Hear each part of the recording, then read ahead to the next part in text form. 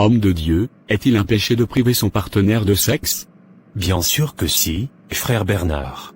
Ah bon, c'est vrai ça, serviteur de Dieu? Et comment cela se fait-il? Pourrais-je répondre à votre question par une autre? Si le docteur vous donne le médicament de votre époux, et que vous refusez de le lui donner, et à cause de votre refus, il prend un autre médicament quelconque, qui le tue.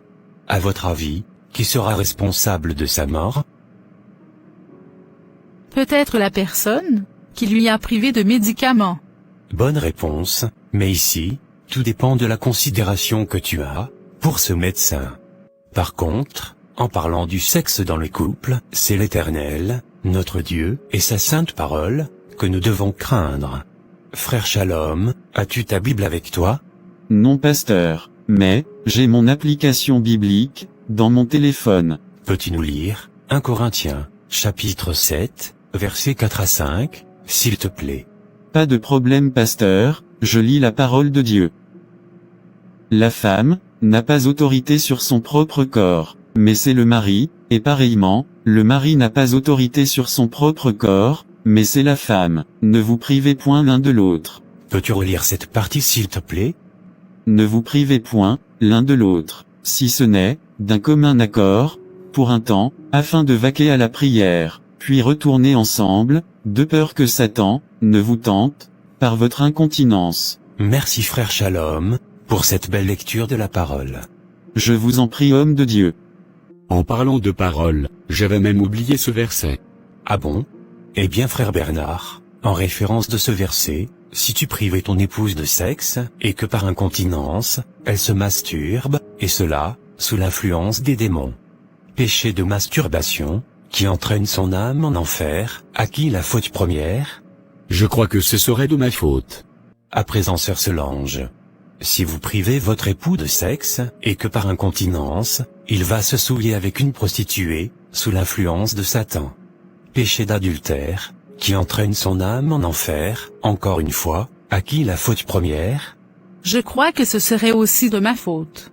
Même si je suis trop fatigué, malgré cela, devrais-je céder pour le sexe? Ce cas-ci révèle d'un problème de communication dans le couple. Mais je veux plus parler de faire un chantage sexuel à son partenaire, et cela, après une mésentente conjugale. Même si je suis en colère contre lui? Comment peut-il oser me toucher la nuit? Sœur Solange, dis-moi, le sexe est-il un instrument de dispute conjugale? Pas du tout, pasteur. Tu parles de colère, de sexe et de la nuit, n'est-ce pas? Mais que dit la Bible sur la colère, en relation avec la nuit? Je ne vois pas trop, serviteur de Dieu. Pouvez-vous nous aider? Frère Shalom, pourrais-tu nous lire Éphésiens chapitre 4, verset 26, s'il te plaît?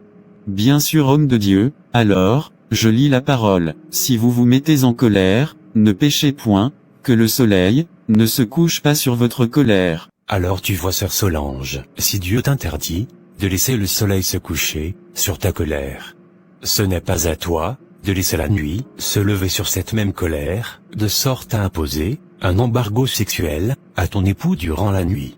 Mais pasteur, c'est scandaleux de coucher avec une épouse qui est insoumise. Scandale, tu as dit. Est-ce aussi ta manière d'aimer ton épouse en la privant de sexe?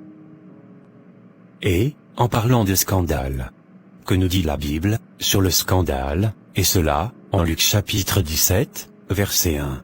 Luc chapitre 17, verset 1, je lis la parole de Dieu. Jésus dit à ses disciples, il est impossible qu'il n'arrive pas des scandales, mais malheur à celui par qui ils arrivent. Merci bien frère Shalom. Alors frère Bernard, si tu prives ton épouse de sexe, et qu'à cause de cela, il y a un scandale de masturbation à son niveau, alors, à qui le malheur de ce scandale? Je crois que c'est bien ma faute, puisque je fus celui par qui ce scandale arriva. Et toi sœur Solange, si tu prives ton mari de sexe, et qu'à cause de cela, il y a un scandale d'adultère à son niveau, alors, à qui le malheur de ce scandale? Je serai la responsable de ce scandale.